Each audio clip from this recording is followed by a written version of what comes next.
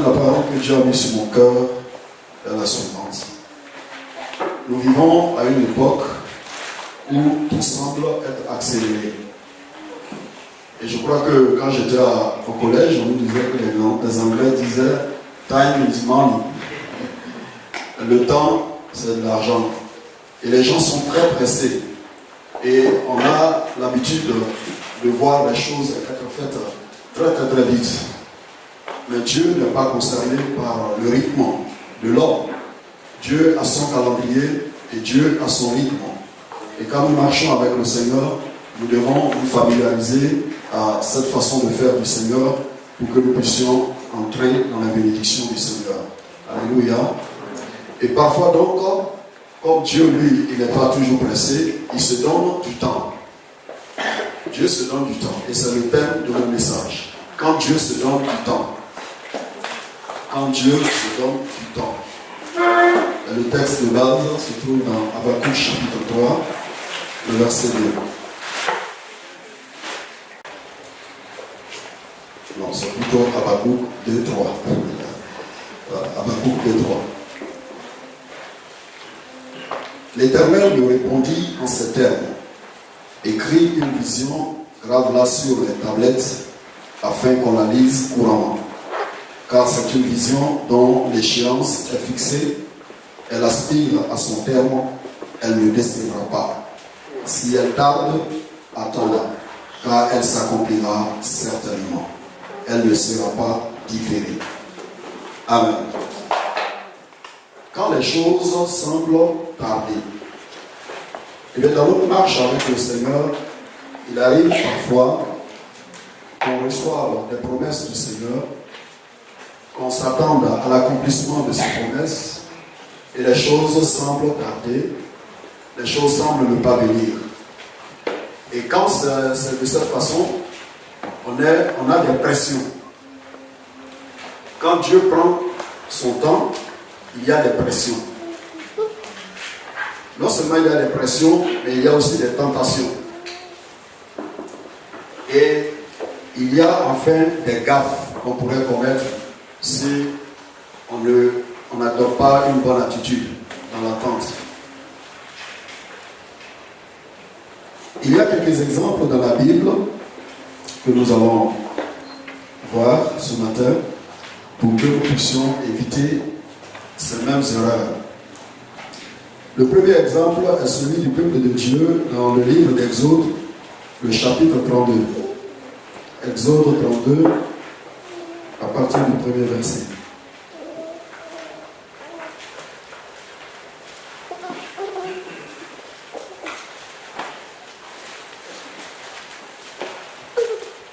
Le peuple vit que Moïse tardait à descendre de la montagne. Alors le peuple s'assembla autour d'Aaron et lui dit: Lève-toi, fais-nous des dieux qui marchent devant nous, car ce Moïse, cet homme qui nous a fait monter du pays d'Égypte, nous ne savons pas ce qui lui est arrivé. Bien-aimé, le peuple était conduit par un homme rempli de l'Esprit de Dieu. Et à un moment donné, le Seigneur a appelé Moïse sur la montagne afin de lui confier les 10 commandements. Alors que Dieu prenait du temps avec son serviteur pour préparer un avenir merveilleux pour son peuple, pour préparer de bonnes choses que Moïse allait faire connaître au peuple de Dieu. Parce que quand nous gardons la loi de Dieu, nous connaissons le bonheur. Le Seigneur a toujours dit dans Deutéronome 28, si tu obéis à la voix de l'Éternel, voilà ce qui t'arrivera en bien. Et nous en connaissons la liste.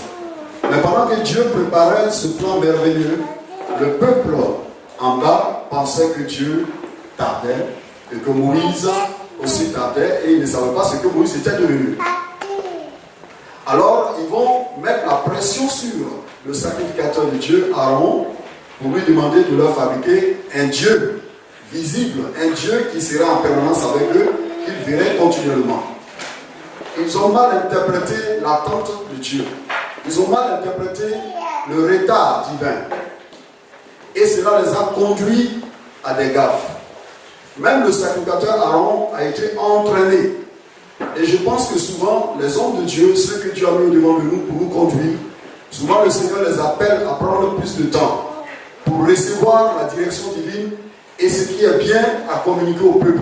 Mais certaines fois, le peuple ne comprend pas et le peuple met la pression sur les hommes de Dieu. Et souvent, cela peut déboucher sur des conflits, peut déboucher sur un manque de confiance, sur le découragement et amener le peuple à pécher contre Dieu. Aaron était prédestiné à être sacrificateur de Dieu. Mais à travers cette pression, le diable a voulu le détourner de la sacrificature de Dieu pour le mettre à son service. Bien aimé, chaque fois que Dieu choisit quelqu'un, chaque fois que Dieu a un projet, une bonne intention, quelque chose à faire avec nous, le diable veut anticiper, il veut consulter le programme de Dieu pour réaliser avec nous le programme. Et c'est ça la séduction. Et le peuple de Dieu, à cause du fait qu'il pensait que Dieu était en retard, a mis la pression sur le serviteur de Dieu. Dieu nous a dit d'obéir dans Hébreux 13-17 à nos conducteurs et que c'est en obéissant que cela allait nous profiter. Mais si nous les faisons gémir, cela ne va pas nous profiter. Et bien voilà un peuple qui a mis la pression sur le sacrificateur et le sacrificateur a failli et le sacrificateur qui était sacrificateur de Dieu est devenu sacrificateur du veau d'or. L'impatience nous conduit à des gaffes. L'impatience nous amène à ne plus faire confiance au Seigneur. L'impatience amène le désordre dans la maison de Dieu. L'impatience ouvre les portes à l'ennemi qui introduit un autre Dieu à la place de Dieu. La Bible dit nous marchons par la foi et non par la vue. Donc voilà le premier exemple d'un peuple qui a vu Dieu à l'œuvre, les délivrer puissamment. Et cependant, lorsqu'ils étaient confrontés à l'attente divine, ils ont perdu courage, ils ont perdu patience et ils ont pris un autre chemin. Ils ont fait échouer l'intimité de Dieu avec son serviteur. Ils ont fait échouer le temps que Dieu se donnait pour peaufiner quelque chose de bon pour eux, pour fabriquer leur bonheur, pour les amener à plus de joie avec lui. Le deuxième exemple, en fait, ils ont créé une sorte d'adaptation. Quand je suis arrivé, le pasteur Gilles m'a donné, je crois, c'est un adaptateur, c'est ça? Oui. Eh bien, parfois, quand on a l'impression que Dieu tarde, alors on crée notre adaptateur. Ça ne marche pas. Ça ne marche pas avec le Seigneur. Alléluia. Il faut rester patient, confiant, parce que notre Dieu, son contrôle est permanent et il est toujours à l'heure. Alléluia. Le deuxième exemple se trouve dans 1 Samuel chapitre 13, à partir du verset 8. Saül était le roi choisi pour libérer le peuple de Dieu, qui connaissait en ce temps-là, des combats. Et Samuel, le prophète de Dieu, le sacrificateur et le juge, lui a fixé un temps. Il devait donc attendre ce temps. Mais il a vu au bout d'un certain moment que le serviteur de Dieu tardait. Bien aimé, quand on a l'impression que le serviteur de Dieu tarde à apporter des solutions à nos problèmes, tarde à intervenir dans notre problème, on va tout de suite dire que Dieu ne l'utilise plus, ou bien qu'il n'a plus la vision de Dieu, ou bien qu'il n'est plus dans le chemin de Dieu. Non, Dieu ne tarde pas avec ses serviteurs. Dieu prend toujours du temps pour tout révéler à ses serviteurs, pour tout préparer, et lorsqu'il nous révèle son serviteur, ce serviteur devient la solution au problème de tout un peuple. Alléluia. Il y a donc une confiance à faire au peuple de Dieu. Il y a donc une confiance à faire au Seigneur, au peuple de Dieu. Amen. Et donc là aussi, le sacrificateur tardait. Et Saül était sous pression. Quand nous lisons la suite, nous voyons qu'il y avait l'armée ennemie qui était en face. Et le peuple, à un moment donné, a commencé à se disperser, à l'abandonner, à le laisser. Le vide se faisait autour de lui. Et en regardant à ces circonstances, à ces pressions, il a perdu patience. Et lui-même, il a pris le sacrifice qu'il s'est mis à offrir. Alors que dans l'ancienne alliance, il fallait respecter sa vocation. Le roi ne pouvait pas faire le travail du sacrificateur, le sacrificateur ne pouvait pas faire le travail du prophète. Et on en mourait si on intervertissait les rôles. Alléluia. Voilà des Anglais qui me corrigent. Merci. Alléluia. Alors, dès qu'il a fini d'offrir, parce qu'il était sous pression, l'homme de Dieu apparaît. Samuel apparaît. Samuel dit, mais que fais-tu? Il dit, mais ça fait longtemps que je t'attends. Tu n'es pas à l'heure, tu n'as pas respecté ton rendez-vous. Et moi, j'étais sous pression. Les ennemis, je pensais que les ennemis allaient déclencher les hostilités. Et le peuple, l'armée se vidait autour de moi. Quelle solution j'ai en ce moment? Alors, j'ai pris les choses en main. Bien aimé, lorsqu'on commence à s'impatienter, lorsqu'on commence à ne plus comprendre quand Dieu se donne du temps, eh bien, on a tendance à prendre les choses en main. Quand nous prenons les choses en main, ça ne va pas nous profiter. La Bible dit, ce n'est pas l'homme, quand il marche, à diriger ses pas. Mais tu entendras une voix derrière toi qui te dira, voici le chemin. Si on savait prendre les choses en main, et si les choses marchaient, alors pourquoi sommes-nous devenus chrétiens? Puisque quand nous ne connaissons point le Seigneur, chacun de nous savait où allait notre vie et dans quel pétrin nous étions. Mais quand Dieu a pris les choses en main, eh bien tout est devenu normal, tout est devenu utile et notre vie a un sens. Amen. Tout à l'heure, quand on chantait les cantiques, je voyais par rétrospective ma vie quand j'étais adolescent, livré à la drogue, qui avait pris un virage très dangereux. Et je me suis souvenu de ce Dieu merveilleux qui a mis un terme à ces choses dans ma vie et qui a donné un sens à ma vie. C'est Dieu qui donne un sens à notre vie. Quand il prend les choses en main, tout va bien et tout va pour le mieux pour nous. Alors que la pression et l'impatience ne t'amènent pas à prendre les choses en main. Sinon, eh bien, ce sera une désobéissance qui va t'exclure de la présence de Dieu. Bien aimé, souvent nous prenons les choses en main parce que nous voulons faire comme tout le monde. Israël désirait un roi. Et il disait, non, on veut faire comme tout le monde. On ne veut plus que ce soit le Seigneur qui nous dirige, que ce soit le Seigneur qui nous donne des instructions, parce qu'avec Dieu ça tarde, parce qu'avec Dieu c'est compliqué, on ne comprend pas toujours, et ce qu'on ne voudrait pas voir, c'est à cela que le Seigneur nous amène. Il y a un Dieu qui est notre guide, il y a un Dieu qui est notre conducteur, et la Bible l'appelle le bon berger. Il conduit ses brebis vers du beau pâturage. Il les fait sortir, il les fait entrer. Et entre ses mains, nous ne périrons point, et nul ne nous ravira de ses mains. Notre Dieu contrôle notre chemin. Et nous sommes sur la bonne route. Et nous sommes dans le bon temps. Nous ne sommes pas en retard. Il y a un troisième exemple. C'est l'exemple de Joseph, le bien-aimé. La Bible nous dit dans Genèse 40, le verset 13 à 15. Genèse 40, 13 à 15. Que Joseph a été injustement emprisonné. Nous pouvons aussi lire le verset 21 et 23. Genèse 40, verset 13 au verset 23. Il a été injustement emprisonné. Mais la faveur de Dieu l'accompagnait dans cette prison. Parfois nous souffrirons de l'injustice. Parfois nous serons incompris. Parfois les gens nous mettront dans des situations difficiles où on penserait que tout est fini pour nous. Mais notre Dieu qui n'est jamais en retard et qui est toujours présent contrôlera toute situation, même si c'est par la faute des gens. Et bien Joseph dans cette prison a continué d'exercer le ministère en interprétant les rêves des uns et des autres. Mais comme ça tardait, et bien à un moment donné, il a commencé à perdre la patience et il a voulu se confier en l'homme. Quand il a vu par sa révélation que l'un des deux allait être rétabli dans sa fonction auprès du pharaon, il dit, s'il te plaît, tu pourras dire au pharaon que moi je suis un étranger et je n'ai rien fait. J'ai été injustement incarcéré. Dieu dit, ah bon, c'est comme ça que tu veux procéder. Ce n'est plus moi qui te dirige. Parce qu'en fait, même si apparemment c'est les mauvaises choses qui lui arrivent, mais Dieu était derrière et il y avait une pédagogie divine. Alléluia. C'est ce que Jacob n'a pas compris. Et Jacob a lutté avec l'ange. Alléluia. Et l'ange lui a brisé la hanche. Quand il la boitait, c'est alors qu'il a été délivré de l'accusation et de l'esprit de vengeance de son frère Ésaü. Il faut que Dieu nous brise par toutes sortes d'injustices, toutes sortes de circonstances défavorables en apparence.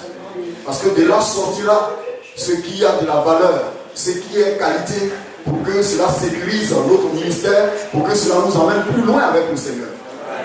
Alors pourquoi Dieu a mis le charme dans la vie de Paul, qui a tendance à l'extrémisme? C'était pour équilibrer son ministère, mais les gens voyaient autrement cela. Ah, mais si tu es un grand serviteur de Dieu, pourquoi est-ce qu'il y a cette écharpe dont tu n'arrives pas à t'en débarrasser? Pourtant, 3 fois il a prié le Seigneur. Le temps est venu où Dieu veut rattraper les choses dans notre vie, en commençant par briser les choses. Bien aimé, quand tout s'écoule autour de toi, c'est qu'à l'intérieur, quelque chose est en train d'être construit. C'est pour cela que Dieu a écoulé tout autour de Job. Les gens ont commencé à mal interpréter sa situation. On a commencé à l'accuser, à le juger. Au point que lui-même, à un certain moment donné, il a commencé à adopter le langage des autres. Oui, c'est vrai, Dieu, tu es contre moi. Mais gardien des âmes, pourquoi tu ne me réponds pas? Pourquoi ce silence? Pourquoi te caches-tu? Ah oui, je savais que tu ne pardonnais pas mes péchés. Je savais que tu m'attendais au tournant. Il a fini par se convaincre que ce que les autres disaient, eh bien, ça pouvait être la réalité. Pourtant, derrière le rideau, Dieu rendait un bon témoignage de Job. Il dit à Satan, as-tu remarqué comme tu es le plus grand vagabond de toute la terre? Tu as remarqué mon serviteur Job. Il n'y a personne qui lui craint comme lui. Bien aimé, quand tu vis une certaine situation, une preuve, où les gens vont commencer à mal interpréter, n'accepte pas de t'incriminer. Mais bien au contraire, vois à travers cela que Dieu est en train de te rendre un bon témoignage. Dieu est en train de défier l'ennemi pour dire, je lui fais confiance, il ne me décevra pas.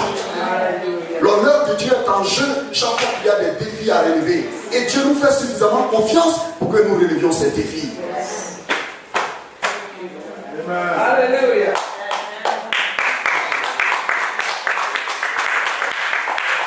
Nous devons regarder autrement les circonstances. Ceux qui ne connaissent pas Dieu désespèrent quand tout va mal. Mais ceux qui connaissent Dieu, ils agissent avec fermeté. Nous dit la parole. Tout à l'heure, le cantique disait, je veux regarder les choses comme tu regardes. Pourquoi? J'ai juste besoin de ta sagesse. Et la sagesse de Dieu est variée. Peut-être qu'on ne peut pas toujours le comprendre, mais sa sagesse est variée. Cette sagesse utilise des choses folles pour confondre des choses sages, les choses faibles pour confondre des choses fortes, les choses vives pour confondre les choses précieuses. Mais à l'arrivée, nous aurons tout compris. Et Job disait, s'imaginer les choses. Ce matin, nous n'imaginons pas les choses. Dieu n'est pas notre ennemi. Dieu ne travaille pas contre nous. Alléluia. Au contraire, Dieu travaille dans notre intérêt.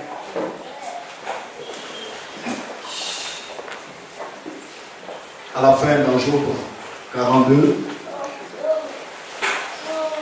il a dit que Job s'est exclamé, mon oreille, Job 42, verset 5, mon oreille a entendu parler de toi, mais mon œil te voit. Alléluia. Tout s'est écoulé autour de Job. Mais Dieu a rattrapé quelque chose dans le caractère de Job. Job craignait le Seigneur, mais sa motivation n'était pas selon ce que Dieu voulait. Il craignait Dieu pour éviter le malheur. C'est quand même une bonne crainte. Et la théologie en son temps disait que celui qui craint Dieu, il n'a pas part au malheur. Et Dieu voulait leur donner un autre aspect de sa théologie. Une nouvelle théologie. Que le croyant, le juste, peut traverser par la souffrance tout en étant gardé par le Seigneur et en étant restauré. Notre Dieu est celui qui rebâtit ce qui est détruit. Et donc Dieu voulait sanctifier la justice de Job. Jésus n'a-t-il pas dit, si vous voulez être parfait comme votre Père céleste. Le perfectionnement a été donné pour les saints en vue de l'œuvre du ministère. Si nous ne sommes pas rendus à cette étape de la perfection, notre service ne sera pas de qualité. Alors il dit, mon oreille a entendu parler de toi, mon œil te voit. Job a grandi en maturité spirituelle. Si nous voulons mieux connaître le Seigneur, si nous voulons réussir avec le Seigneur, nous devons accepter que Dieu nous conduise par le chemin de la maturité spirituelle, le chemin du épuisement, le chemin où on apprend à connaître Dieu au travers des circonstances, au travers des défis nombreux. Et puis après, il a reçu le double de ce qu'il a perdu. peut dire, je vous donnerai le double de ce que vous avez perdu. Ne vous inquiétez pas quand Dieu nous éprouve et que nous perdons tout. Si nous comprenons la leçon et si Dieu arrive à établir son caractère en nous, il rattrapera et nous redonnera le double. Parce qu'il disait à Satan, tu m'excites à me perdre sans motif. Tu n'as rien fait. Il veut juste que tu ressembles à Jésus-Christ dans sa nature et dans sa puissance, dans son service. C'est à cela que nous sommes appelés. Et pour cela, souvent Dieu viendra en retard. On croira qu'il est en retard. Souvent Dieu se donnera du temps. Le temps, c'est l'autre nom de Dieu. Dieu travaille avec le temps. C'est pourquoi il est maître des temps et des circonstances. Et avec le temps, il révèle qui il est. Et il nous permet de nous découvrir nous-mêmes. La marche dans le désert est un type de la vie chrétienne. Au travers des différentes épreuves, Dieu voulait sortir d'Égypte du cœur de son peuple. Eux-mêmes devaient se découvrir. C'est pourquoi il a dit, je t'ai fait souffrir de faim pour t'apprendre que l'homme ne vivra pas de pain, mais de toutes paroles qui sont de la bouche de Dieu. Je vais donner un dernier exemple. Gloire au Seigneur. Alors vous savez que quand ces choses ont commencé à arriver dans la vie de Job, ce sont ses proches qui ont commencé à lui parler. Tu demeures ferme dans ton difficulté. On dit Dieu, quand souvent c'est compliqué, même au sein d'une église, on peut ne plus comprendre l'homme de Dieu. De 85 à 89, nous étions en train de planter une église dans le sud de la France, à Narbonne. J'étais en ce moment étudiant, avec un missionnaire franco-canadien. Tellement le terrain était dur, on passait les nuits dans la prière. On allait sur les hauts de la ville, on intercédait en prière. Aucune âme ne se convertissait. À un moment donné, je suis allé trouver l'homme de Dieu dans son bureau et dit, tu es sûr que Dieu t'a envoyé ici? Parce que moi, je ne peux plus continuer. C'est trop compliqué cette affaire. En Afrique, les gens se convertissent facilement. Qu'est-ce qu'ils ont ces gens-là? Ils sont trop fermés. Et puis j'ai dit, ben, tu sais, moi je suis venu pour les études. Moi, excuse-moi. Le serviteur de Dieu a commencé à pleurer. Il me regarde. Il dit, Seigneur, ouvre les yeux comme Élisée a prié et les yeux du serviteur se sont ouverts. J'ai dit, ah oui, mais il faut vraiment qu'il m'ouvre les yeux parce que là, je ne peux plus. Hein. C'est compliqué. Et on s'est encouragé, on a continué d'aller de l'avant. Alléluia. Le Seigneur est avec nous. Comme il était dans la barque, il est toujours présent, même si les choses deviennent difficiles. Que faire alors quand Dieu se donne du temps? Lamentation de Jérémie chapitre 3, le verset 26. Il est bon d'attendre en silence le secours de l'Éternel. Notre Dieu ne tarde pas. Job même, il souffrait, mais au fond de lui, il dit, je sais que mon Rédempteur est vivant. Je le verrai. Ce ne sont pas les yeux de quelqu'un d'autre. Je sais que je le verrai. Même si ma chair et mon corps peuvent se consumer, je verrai mon Rédempteur. Et Jérémie a souffert aussi. Il a pleuré. Voyez un homme de Dieu qui a averti le peuple qu'il aime pendant 45 ans. Et ils ne se sont pas laissés avertir. Et ils sont maintenant livrés en captivité. Il a beaucoup pleuré. Mais il a dit, je veux repasser dans mon cœur ceci. Les bontés de l'Éternel ne sont pas épuisées. Ses compassions ne sont pas à l'éternel. Il est bon pour l'homme d'attendre en silence le secours de l'Éternel. Quand Dieu fait silence, toi aussi garde le silence.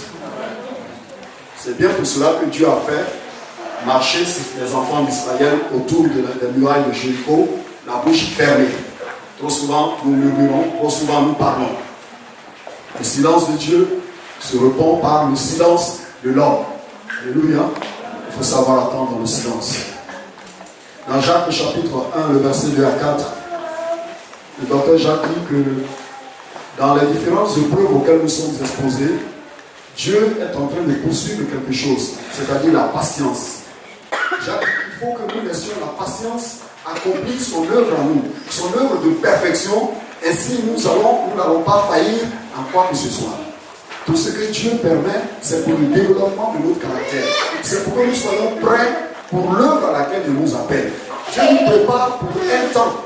Et lorsqu'il nous révélera, alors ces choses ne nous échapperont pas et nous réussirons correctement ces choses. Mais quand notre formation n'est pas terminée, eh bien, on va exposer notre immaturité. Et je connais quelqu'un qui a exposé son immaturité dans la Bible. Il s'appelle Moïse.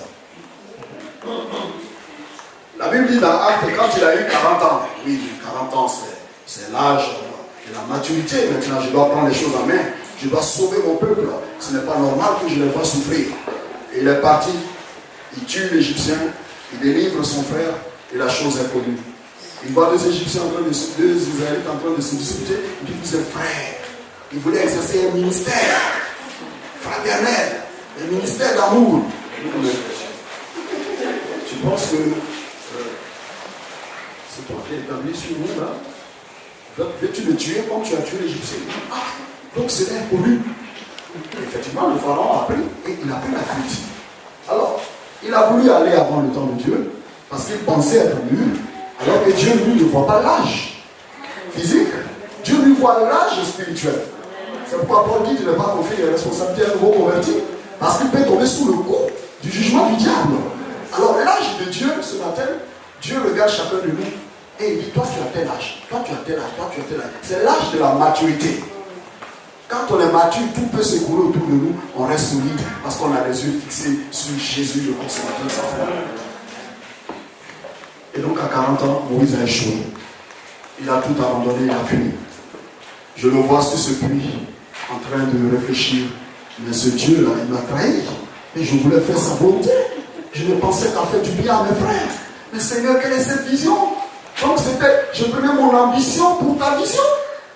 Oui, tu prenais ton ambition pour la vision de Dieu. Parce que quand c'est véritablement le temps de Dieu, tu commences à avoir peur. Non Seigneur, je ne veux pas aller. Et c'est là le temps de Dieu. Il faut que tu partes pour que la force de Dieu se manifeste en toi. Je lui dis non Seigneur, je suis un petit enfant. Dieu ne dit pas que tu es un petit enfant.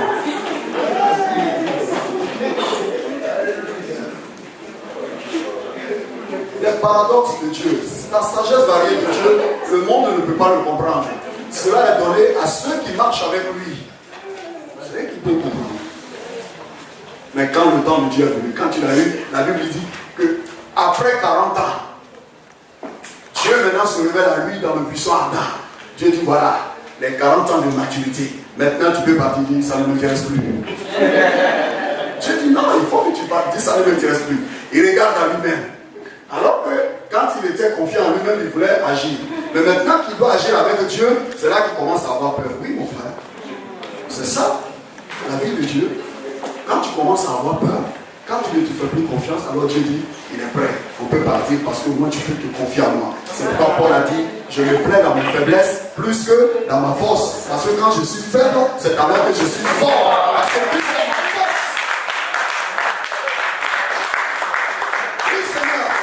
Je vais tuer parce que je compte sur toi. Et Dieu dit moi aussi je compte sur toi. Si tu comptes sur toi-même, ce n'est pas le temps. Dieu ne te fera pas partir. Le retard va encore prendre du temps. Et tu vas attendre longtemps à la gare de train. Alléluia. Dieu dit, Moïse, vas-y. Il dit non Seigneur, je ne sais pas parler. Toutes sortes de prétextes, toutes sortes d'excuses. Dieu dit, mais qui a fait la langue là? Qui rend mieux, qui fait parler? Il dit, bon d'accord, voilà ton frère Aaron, il arrive. Lui, il sait bien parler. Même si tu prends tes faiblesses pour excuse, Dieu va te coller un colistier dans le ministère. Il va t'aider pour que l'œuvre de Dieu soit accomplie. C'est pour cela qu'il crée le travail en équipe. Tu peux t'excuser, non, c'est là, il manque encore des choses. Il dit, non, il y a des frères qui ont cette qualité et ce don. Allez-y, vous y arriverez. Alléluia. Nous allons sauver le monde. L'heure de la moisson arrive. Et Dieu est en train d'établir le caractère qu'il faut dans les uns et les autres. Et nous allons former cette équipe qui gagne et qui remporte des trophées. Remporte des trophées pour le Seigneur. Alors Moïse donc est parti. Et il a réussi avec le Seigneur. La puissance de Dieu a délivré le peuple de Dieu. Et il les a conduits à travers le désert. Bien aimé, l'âge de la maturité. Paul disait dans l'auteur de l'épître aux Hébreux disait ceci, que vous qui avec le temps devez être des maîtres, Hébreux 5, 11 à 14, vous êtes encore laids. Il dit avec le temps. Dieu travaille avec le temps. Quand Dieu prend du temps, c'est que spirituellement il est en train de préparer quelque chose. Il est en train d'amener quelque chose à la maturité, à son âge, où il va maintenant envoyer cette personne, il va maintenant révéler cette chose. Le silence de Dieu n'est pas l'inactivité. Quand Dieu a endormi Adam, il dormait bien, il ronflait. Mais quelque chose est sorti de ce sommeil, de cette attente. Quand il s'est réveillé lui-même, il a commencé à qualifier. Il n'a même pas laissé le temps à Dieu de lui présenter ce qu'il venait de créer. C'est lui, Adam, qui a commencé à qualifier la femme. Os de mes os, chair de ma chair. Et Dieu devait dire, ah tiens, il est dans la révélation. Tu n'as rien préparé, tu n'as rien fabriqué, et c'est toi qui prends le devant pour qualifier. Alors Dieu nous enseigne ce matin. Notre Dieu ne tardera pas à notre égard. Notre Dieu est en chemin. Notre Dieu est en route. Il arrive. Il s'est donné du temps pour que ça soit beau. Le chef-d'œuvre de Dieu, ça prend du temps. Et tout ce qui est fait avec précipitation, je vous assure qu'il y a de fortes chances que tout le monde bout de cela. Que Dieu nous bénisse ce matin. Je vais donc conclure mon message en disant que nous sommes sur la bonne route. Et nous sommes dans le temps. Dis à ton frère, dis à ta soeur, tu n'es pas en retard avec Dieu.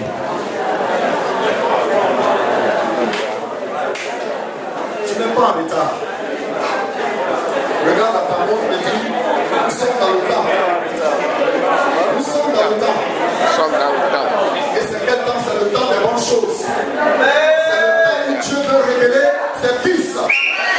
C'est le temps où ce que Dieu a préparé dans l'ombre, comme des chausiers au service de Moïse, Dieu veut les révéler maintenant. Qu'ils fassent entrer le peuple de Dieu dans leur promesse, dans leur héritage. C'est le temps des enfants de Dieu. C'est le temps de la proclamation de l'évangile. C'est le temps où l'évangile ne restera plus stérile. C'est le temps où Dieu nous enverra au loin vers les nations. C'est le temps où ce que Dieu a préparé de façon latente sera révélé et les gens s'exclameront. N'est-il pas le fils de Joseph et Marie? Ses frères ne sont-ils pas au milieu de nous? Oui, mais la préparation divine t'a transformé pour que tu sois la gloire de Dieu.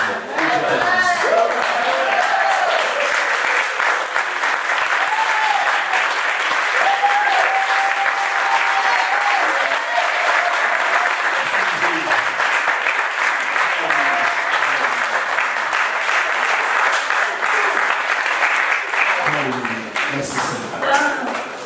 Nous allons prier un instant avant que je serve le micro. Alléluia. Je sais que le Seigneur nous prépare tous pour ce temps merveilleux. Alléluia. Je vais te prier, Seigneur, pour l'église des pierres vivantes de notre cité, Seigneur. Tu as dit, nous sommes des pierres vivantes. Et je prie que cette préparation divine, Seigneur, révèle maintenant chaque pierre vivante comme des pierres précieuses, Seigneur. Et tends ta main sur, Seigneur, sur ton peuple et manifeste ta gloire. Si tu t'es donné du temps avec, Seigneur, ce ministère, avec cette église, c'est pour que tu puisses révéler, Seigneur, ta gloire, révéler ta personne, révéler ton dessein bienveillant. C'est pour que tu puisses accomplir leur destinée. Et je te rends toute la gloire parce que tu les as envoyés, Seigneur, dans cette nation comme des missionnaires. Seigneur, ils possèdent ce territoire. Seigneur, ils possèdent et s'emparent des âmes par ta sagesse. Je veux te glorifier, Seigneur, parce que tu as dit tout disciple accompli sera comme son maître. Que ce ministère soit accompli et réalise comme Jésus a réalisé l'œuvre de Dieu. Jésus a dit, Père, j'ai fait en ton nom ce que tu m'as demandé de faire. J'ai accompli ton œuvre. Maintenant, glorifie ton Fils afin que ton Fils te glorifie. Merci, Seigneur, parce que tu le fais. Au nom de Jésus-Christ. Amen. Amen. Que Dieu vous bénisse.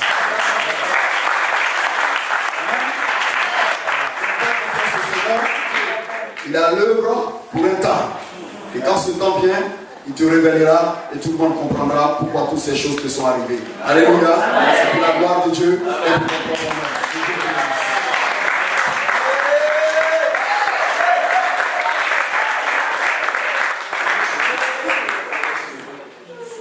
Alléluia. Vous savez, je crois qu'on doit faire une réponse à ce message. On doit faire une réponse à ce message. J'étais assis et puis toutes les fois d'inquiétude, d'accusation de Dieu, tout ça ne passe pas. On va demander pardon à Dieu. chaque fois que les situations ont duré dans nos vies et qu'on a parlé contre Dieu, on a cru que Dieu travaillait contre nous. On m'a dit, Seigneur, nous avons compris que tu es en train de faire quelque chose. Et toutes les fois que nous avons parlé, nous avons murmuré, nous demandons pardon. De la situation, quand bien même cette situation dure, nous avons compris aujourd'hui que tu es en train de bâtir quelque chose en nous. Nous ne voulons pas que notre impatience emmène la frustration de ce que toi tu veux faire dans nos vies. Et nous voulons ce matin venir à toi sincèrement. Que chacun parle à Dieu à cet instant. Que ce soit même une situation de maladie que tu traverses. Tu attends ta guérison et tu te dis, mais Seigneur, qu'est-ce qui se passe? Et tu as dit, Seigneur, tu m'as oublié. Aujourd'hui, c'est le temps de dire à Dieu, Père, je veux te faire confiance. Et je te demande pardon de n'avoir pas compris très tôt, très vite, ce que tu es en train de faire. Et je veux me laisser modeler, poteler. Je veux me laisser, Seigneur, bâtir par toi. Afin que le produit fini soit de l'or et de l'or pur. Et je crois, Seigneur, que tu as la capacité de le faire et que tu as décidé de le faire dans ma vie. Que sous ces situations, donne-moi la force de les supporter. Quand je traverse ces temps d'inquiétude, ces temps d'incertitude, donne-moi la capacité, la force de les supporter, afin de les traverser victorieux. Seigneur, la victoire est devant moi. Je sais que tu ne m'abandonneras pas. La Bible dit, même si tu traverses les eaux, elles ne te submergeront pas. Si tu es dans le feu ne te consumera pas. Parce que Dieu est avec toi. Oh Seigneur, merci pour cette révélation ce matin. Donne-nous, Seigneur, de nous approprier cette parole, de la chérir dans notre cœur, afin de marcher avec toi dans l'obéissance, de marcher avec toi dans la révélation, la connaissance de tes voies et de tes manières de marcher avec nous.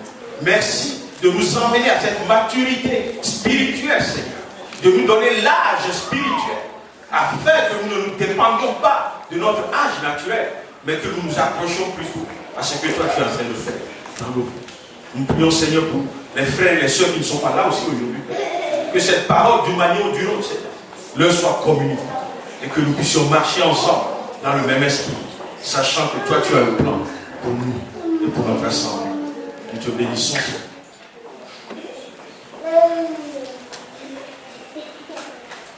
Au nom de Jésus-Christ.